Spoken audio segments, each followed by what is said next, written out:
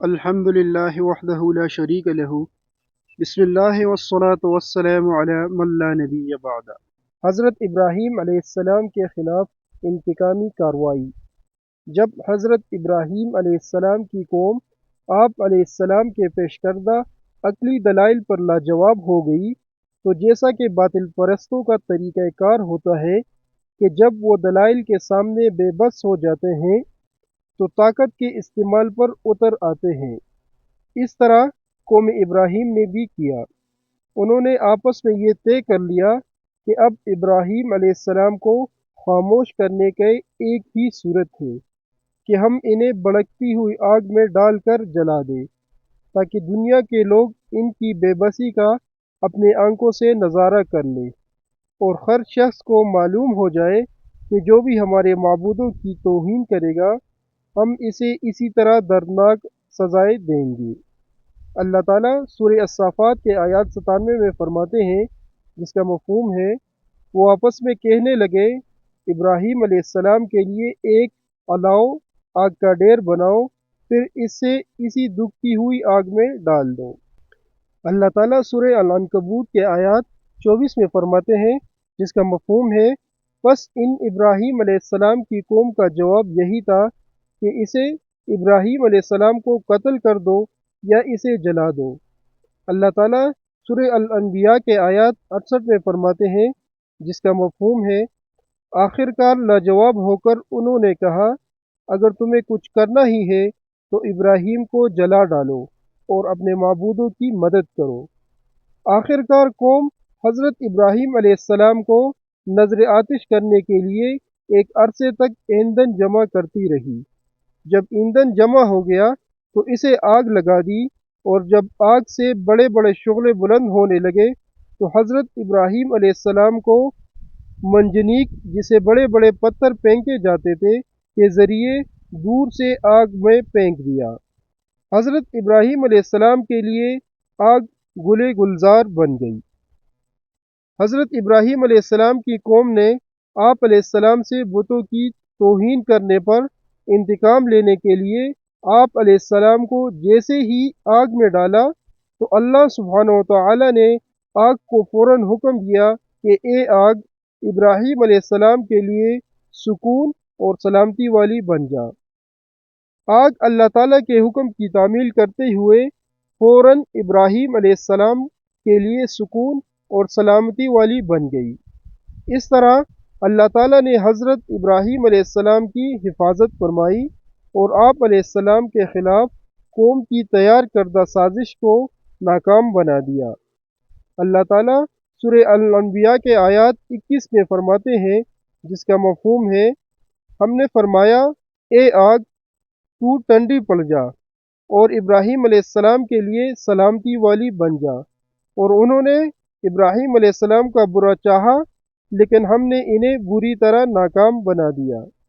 اللہ تعالیٰ سورہ الصافات کے آیات 98 میں فرماتے ہیں، جس کا مفہوم ہے انہوں نے ابراہیم علیہ السلام کے خلاف ایک سازش کرنا چاہی تھی مگر ہم نے انہی کو نیچا دکھا دیا۔ اللہ تعالیٰ سورہ العنکبوت کے آیات 24 میں فرماتے ہیں، جس کا مفہوم ہے آخر کار اللہ نے انہیں ابراہیم علیہ السلام کو آگ سے بچا لیا، بے شک اس میں ایمان والوں کے لیے بہت سی نشانیاں ہیں۔ چنانچہ وہ آگ آپ علیہ السلام کے لیے گلزار آرام دہ بن گئی، اور جانداروں میں سے جس نے بھی اس آگ کو جلانے میں تعاون کیا اللہ تعالیٰ نے اسے سخت سزا دی۔ احادیث رسول اکرم صلی اللہ علیہ وآلہ وسلم۔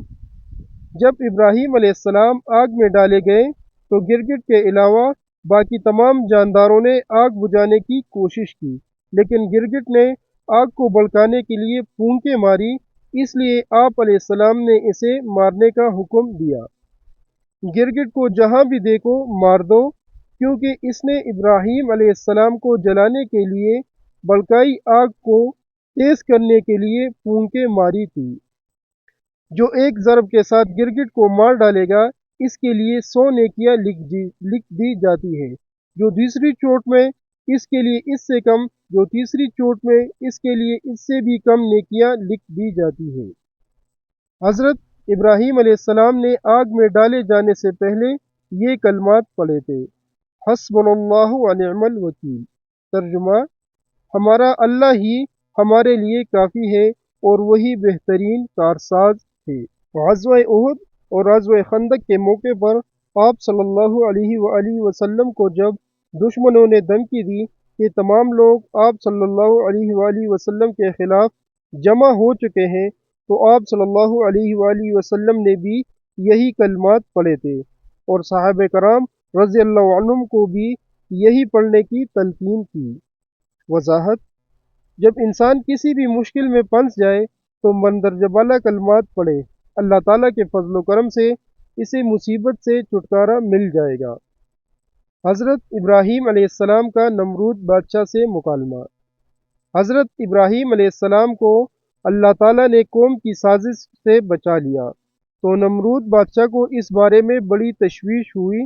اس نے سوچا کہ اگر ابراہیم علیہ السلام کی دعوت و تبلیغ اس طرح جاری رہی تو یہ لوگوں کو میری ربوبیت اور بادشاہت سے متنفر کر دے گا، جس سے میری حکومت چلی جائے گی۔ لہٰذا اس نے سمجھانے کے لیے حضرت ابراہیم علیہ السلام کو اپنے دربار میں بلایا اور آپ علیہ السلام سے عقیدے کے بارے میں چند سوالات کیے کہ آپ علیہ السلام باپ دادا کے دین کی مخالفت کیوں کر رہے ہو اور مجھے رب ماننے سے انکار کیوں کر رہے ہو؟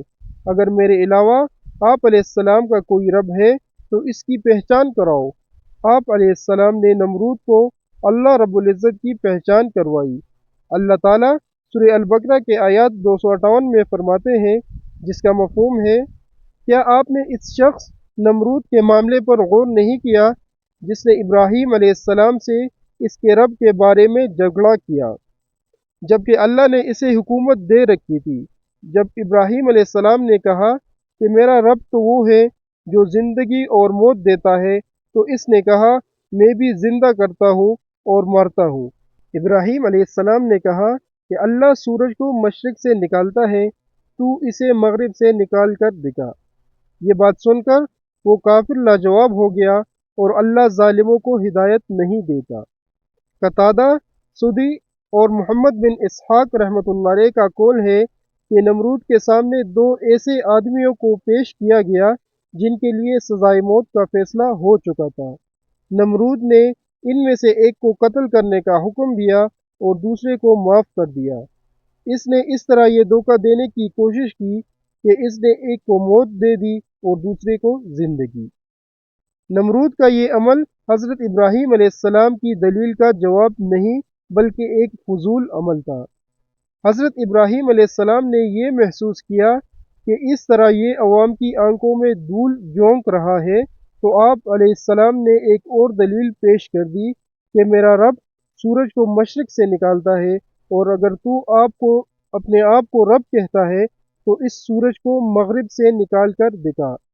یہ دلیل سنتے ہی نمرود لاجواب ہو گیا، کیونکہ سورج کو مغرب سے نکالنا اس کے اختیار میں نہیں تھا۔ اس دلیل سے وہ عاجز آ گیا اور اس کے پاس جواب دینے کے لیے کچھ باقی نہ رہا، لیکن پھر بھی وہ ہٹ درمی کا مظاہرہ کرتے ہوئے اپنی بات پر قائم رہا اور ہدایت نہ پا سکا۔